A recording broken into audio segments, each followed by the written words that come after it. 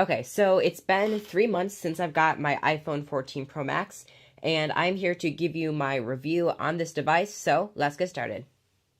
So at the time of this video, the iPhone 14 Pro Max is still at its retail price of $1,199, which is what I personally paid for this device.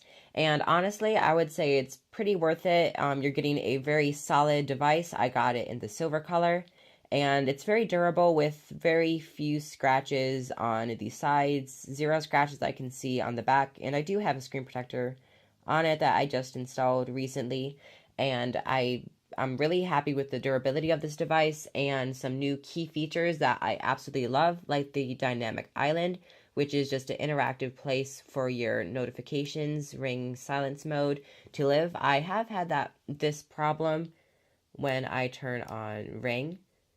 It will go behind the dynamic island, and then either the Wi-Fi or LTE or 5G or the status bars always take a little while for it to fade back in, which, I mean, that's okay. It's just sometimes a little bit annoying, but I mean, you're not really gonna see it that often.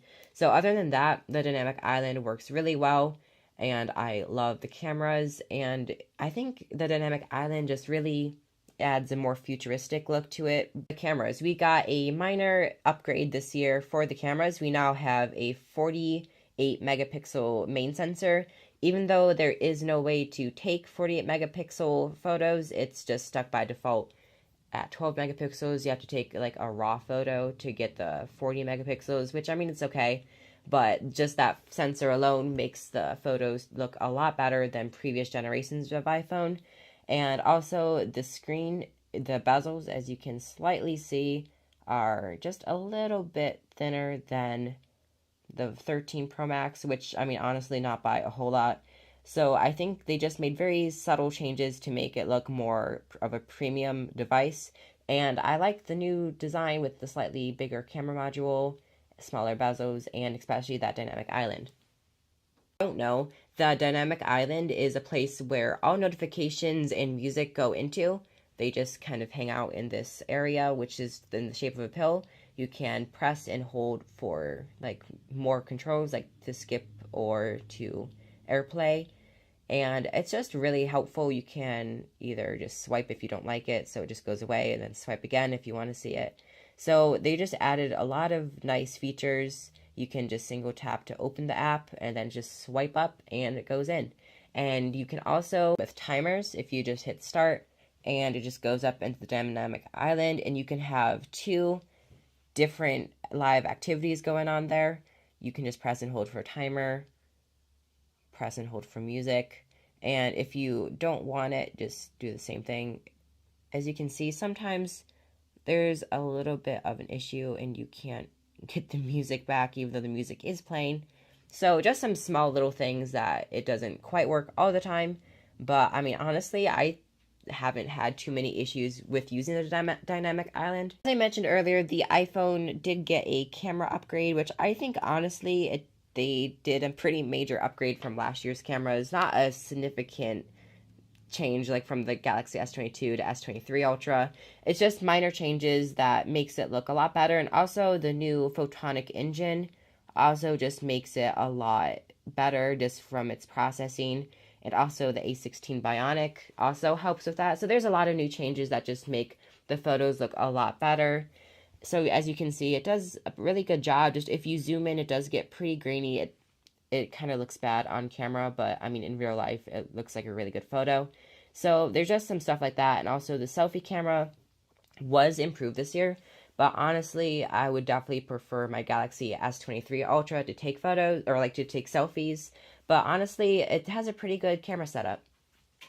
For the display, so the iPhone 14 Pro Max has a 6.1 inch OLED display with 120 hertz refresh rate, and it can scale down to 1 hertz, which is how you can get this elegant always on display, which just dims your wallpaper but makes notifications, like recent notifications, available at just a glance.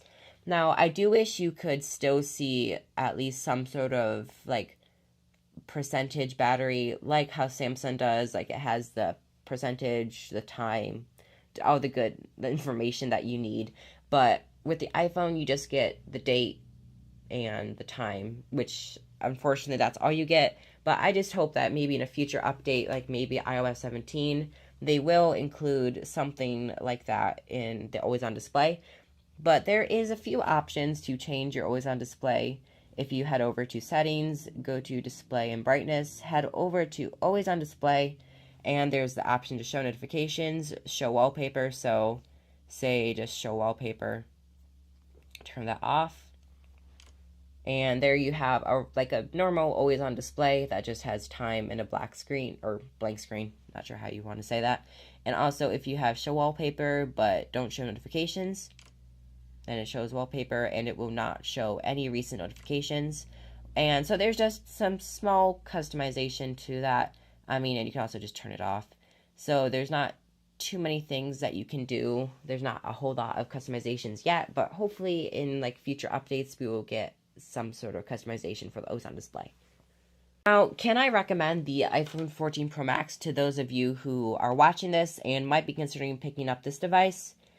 Honestly, I would say it is definitely a great device to pick up if you are currently in the market to buy a smartphone or you maybe need one right away. Honestly, it's a very solid device and I would definitely recommend it, but if you don't need to update soon, and I honestly would personally wait for the iPhone 15 or 15 Pro Max, whatever iPhone 15 lineup you want, because it will get some new features like Apple confirmed the US Type-C. So just a few more minor things, and you would also have the newest device at the same price.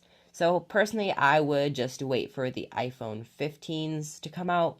But if you do need to buy a device relatively soon, definitely go with the iPhone 14 Pro Max. So that wraps it up for this short review after 3 months of use for the iPhone 14 Pro Max. If you did like it, please consider subscribing, and I will catch you in my next video. See you then.